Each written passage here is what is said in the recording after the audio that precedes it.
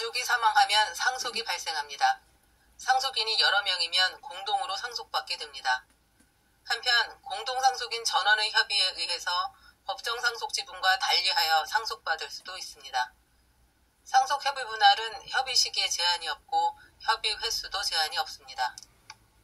공동상속인 중에 채무가 있는 자가 있으면 채권자가 1년의 법적 절차를 거쳐 채무가 있는 상속인 지분의 강제 집행을 신청할 수 있는데, 상속재산이 부동산이고 상속등기가 이루어져 있지 않은 경우에는 채권자가 부동산 강제 경매를 신청하기 위해 법정 상속등기를 대의하여 신청할 수 있습니다.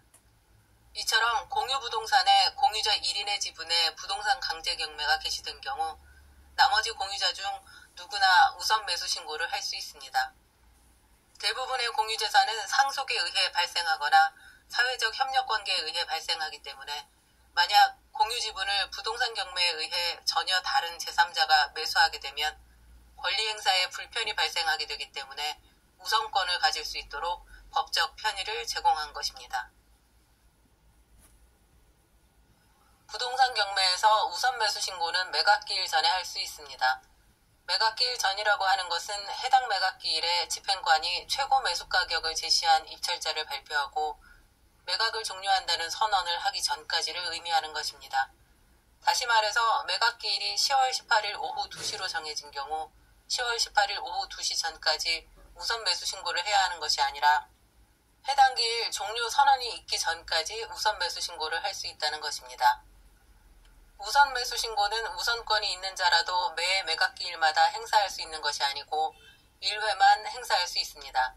한편 매각기일이 열리기 전에 우선 매수 신고를 하였는데 입찰자가 없는 경우에는 우선 매수 신고인이 해당 기일에 최저 매각 가격에 매수하는 것으로 결정됩니다.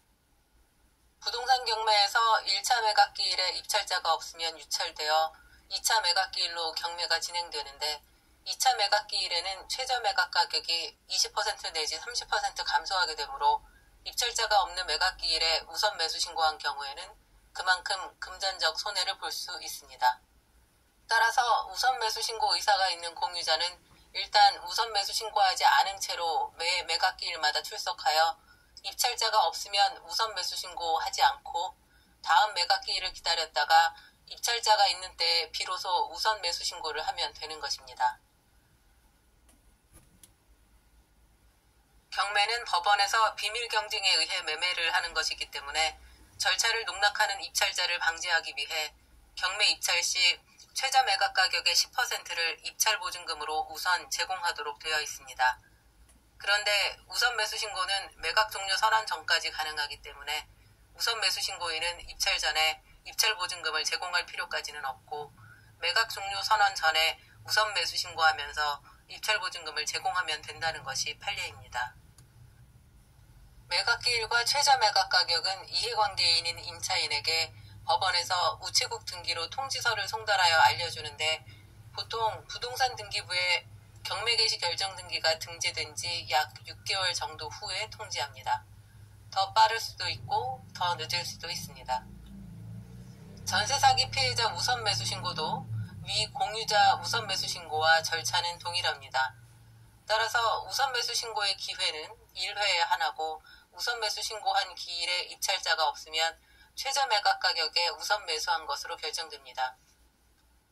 이에 우선 매수 신고 의사가 있는 전세 사기 피해자는 전세 목적물에 경매가 개시되어 매각기일 및 최저 매각 가격이 결정되어 그 통지서를 받게 되면 정해진 매 매각기일마다 해당 기일의 최저 매각 가격의 10%를 현금 또는 수표로 지참하고 우선 매수 신고서를 지참하여 출석해야 합니다. 입찰자가 있는 것을 확인한 후 입찰 보증금과 우선 매수 신고서를 집행관에게 제출하는 것으로 우선 매수권을 행사할 수 있습니다.